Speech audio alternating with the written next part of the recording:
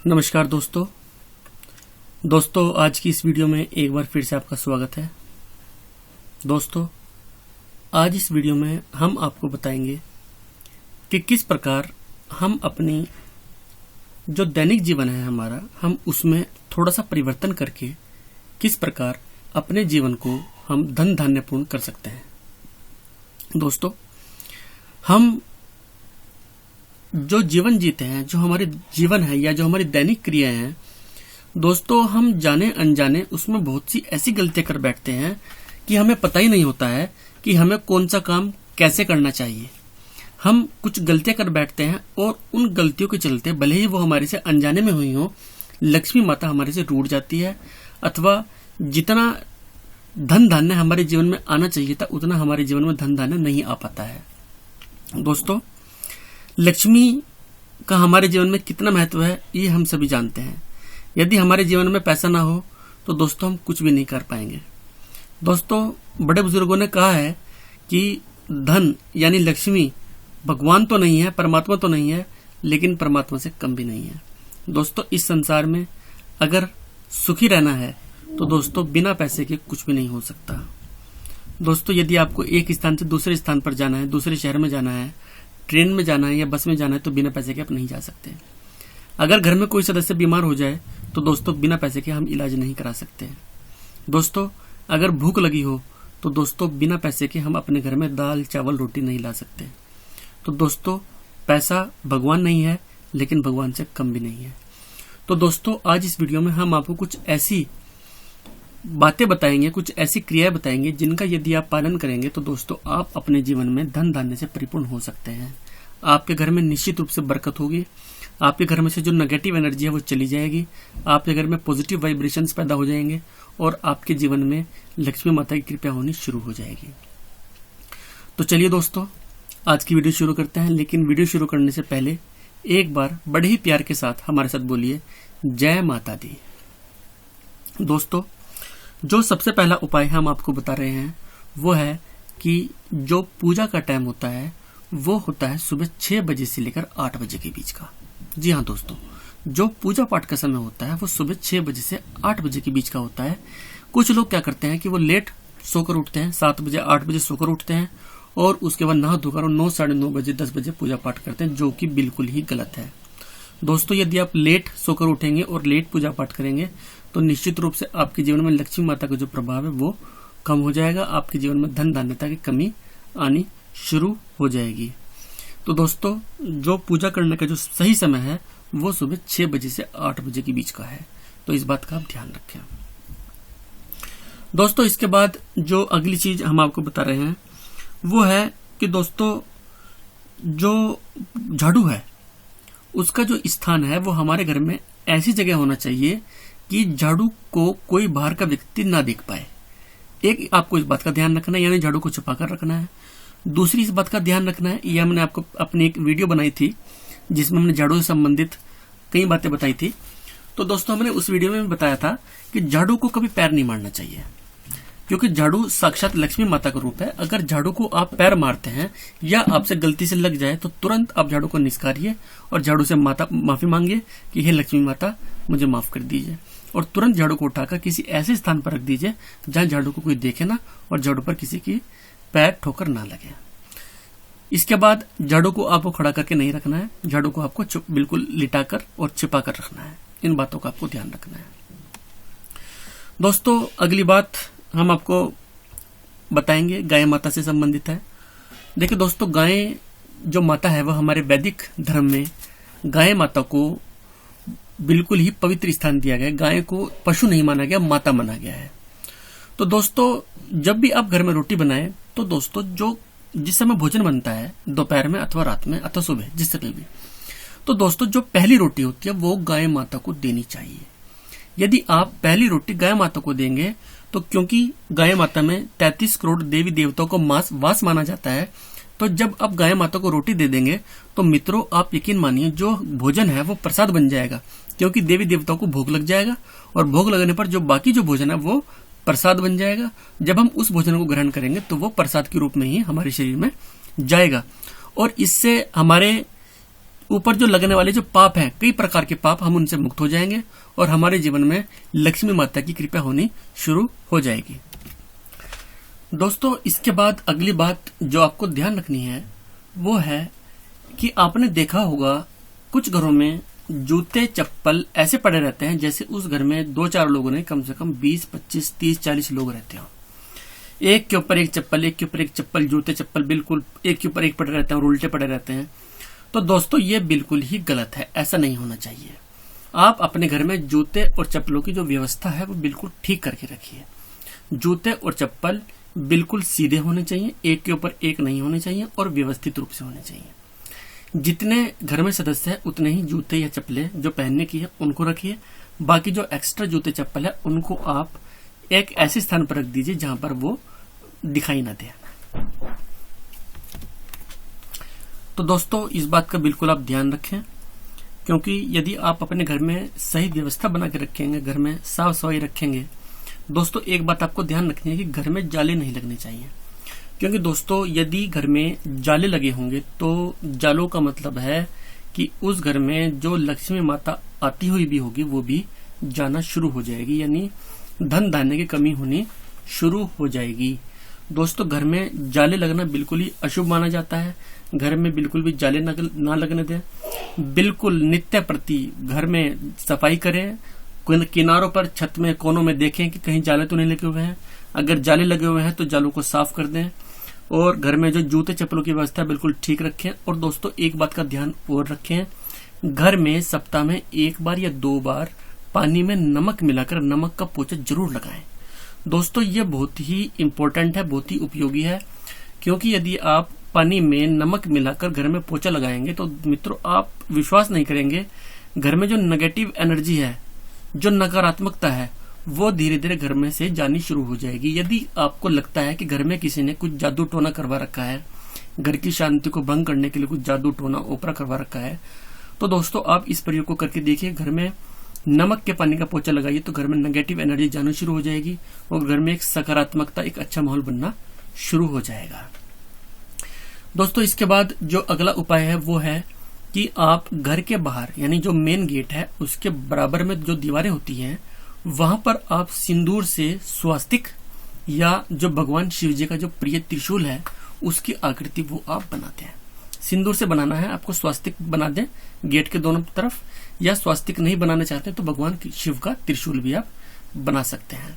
इससे घर में जो नेगेटिव एनर्जी है वो नहीं आएगी और जो माता लक्ष्मी है उनकी कृपा होनी शुरू हो जाएगी। दोस्तों, इसके बाद अगली बात जो आपको ध्यान रखनी है वो है कि घर में जो पुरानी घड़ियां हैं जो कि बंद पड़ी हुई हैं वो घर में नहीं होनी चाहिए। यदि घर में कोई पुरानी घड़ी है जो बंद पड़ी है तो तुरंत आप उनको उठाकर घर से बाहर फेंक दीजिए, कबाड़ी को बेच दीजिए या किसी को दे दीजिए ताकि वो ठीक करवा ले। लेकिन घर में पुरानी घड़ियां जो कि बंद पड़ी हैं वो बिल्कुल भी घर में नहीं रहनी चाहिए। या तो उनमें आप सेल डालकर उन्हें चलाइए, उन्हें ठीक कीजिए, अन्यथा आप उन्हें बाहर फेंक दीजिए या बेच दीजिए। यदि आप चाहते हैं कि आप किसी को देना चाहते हैं तो आप उनको उल्टा करके रख दीजिए ताकि वो सीधी तरफ से दिखाई ना दें। इस बात का आपको ध्यान रखना है।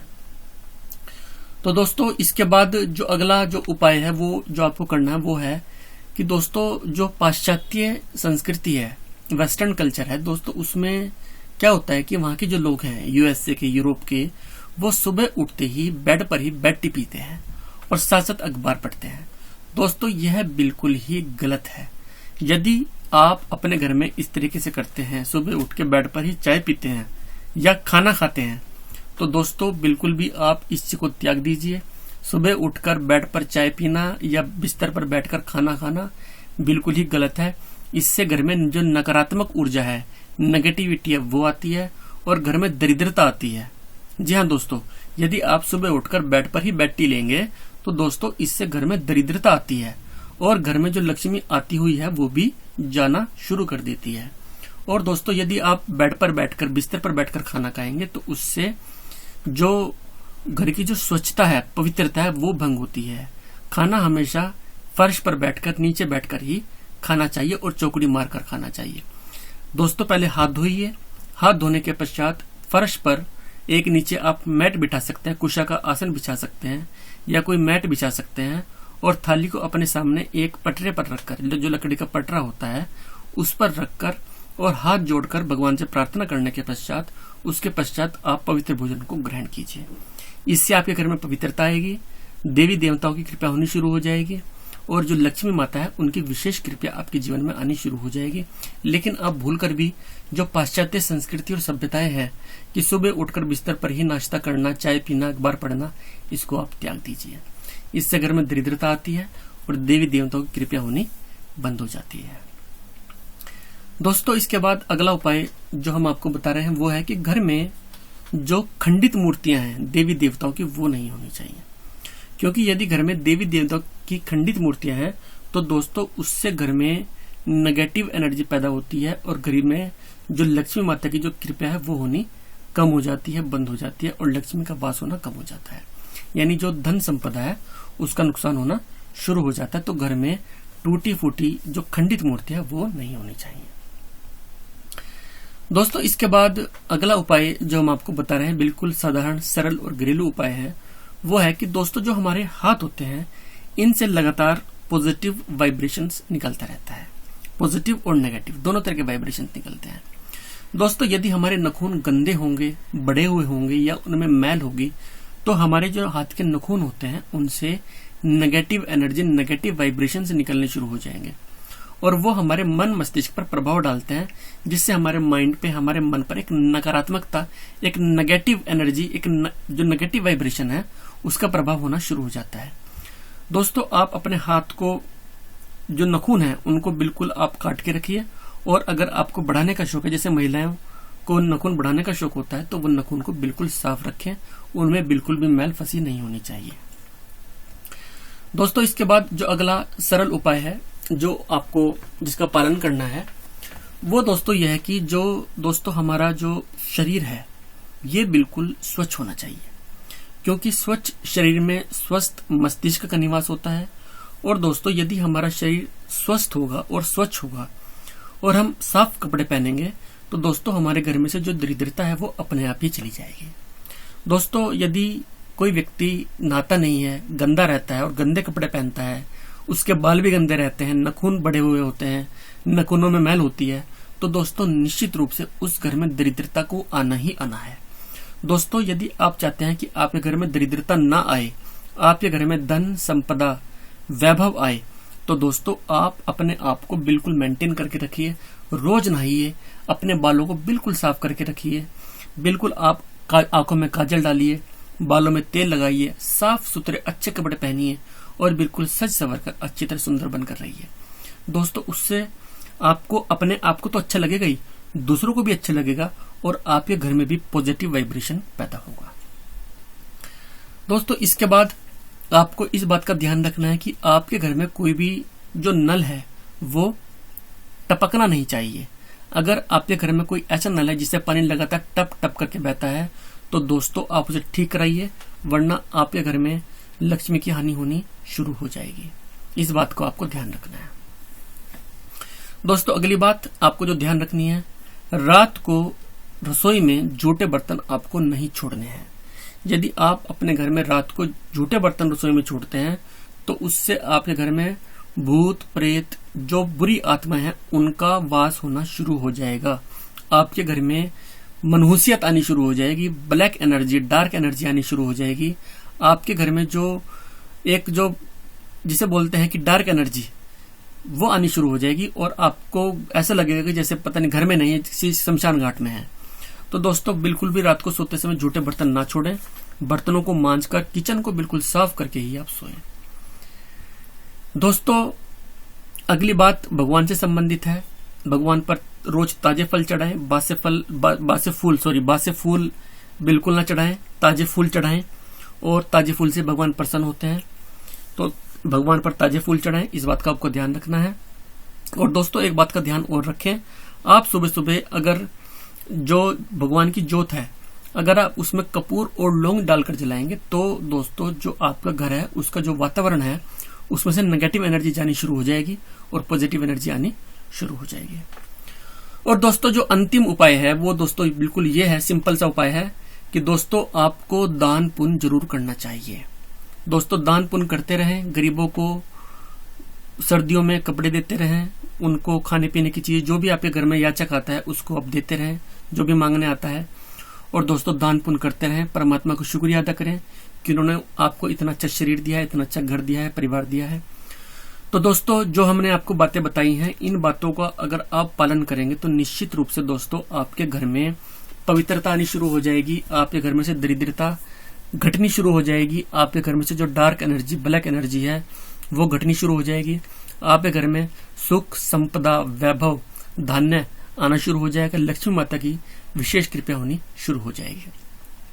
तो दोस्तों उम्मीद करेंगे कि आपको वीडियो पसंद आई होगी। दोस्तों वीडियो पसंद आई है तो इसे लाइक करें, अधिक से अधिक शेयर करें और हमारा चैनल माही इंद्रजाल सब्सक्राइब जरूर करें। तो दोस्तों इस वीडियो में इतना ही, अपना ख्याल रखिएगा। जय माता दी।